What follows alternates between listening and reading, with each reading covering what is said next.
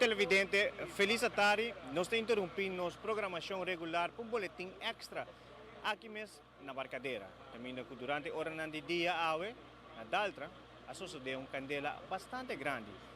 Full round de rua, por tomar nota de aqui, trempang, essa aqui está uma preto, mas é grande mesmo. Pero, na ocasião aqui, acaba de para trás, vou mirar que essa aqui está virando chinichi.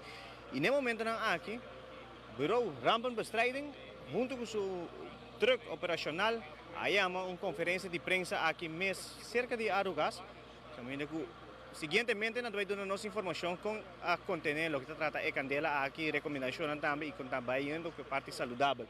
Junto conosco, nós vamos ter o senhor Werleman, de Brandweer Aruba, que vai dar nossa informação enquanto lo que trata é para mim melding que o Brandweer recebi a vetari. Senhor Werleman, feliz tarde conta-nos lo que trata é para mim situação que apresenta aqui mesmo. Boa tarde, Werleman, oficial de Brandweer.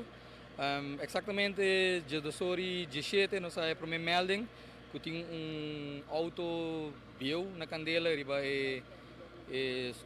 hero bio de Daltra e rato depois nós despachar é para mim truck na caminho é para mim truck se tem mais informação de candela e se em verdade na bicicleta que candela está virando grande e a hora que para mim autos vai chega já está Edgeland brand cava que é roupa grande cava o qual que nós pensa de budget para proteger o gebouw que tem na banda de jeito que está Apex X-Actico e também nós temos precaução para Arugas que está parte para e a direção de viento não está jogando rol na favor de nós que está vai direção de Arugas.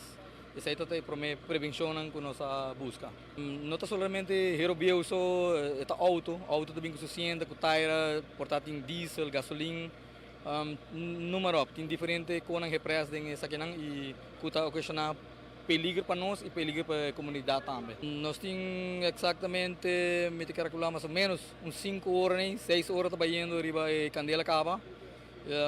Nós estamos probando de handle mais melhor para o povo, nós que cuida do povo mais melhor e nós estamos probando de toda maneira para conter, para não vai molestar o povo mais lá. No instante nós usa água água potável, então isso aí não está suficiente, nós pedimos, nós temos grupo de BRA, DOE e polícia, DVG e cuidado médico, nós todos bem juntos, então com isso aí nós podemos trabalhar juntos para chegar a uma solução. De nossa mente, nós temos que pensar que pode ter um daninho explosivo, dentro de que pode fazer dano grande na redor da vizinha. Nós estamos calculando exatamente 2 para 3 horas, nós podemos ter bom controle e o povo pode estar tranquilo, pode dormir tranquilo à noite.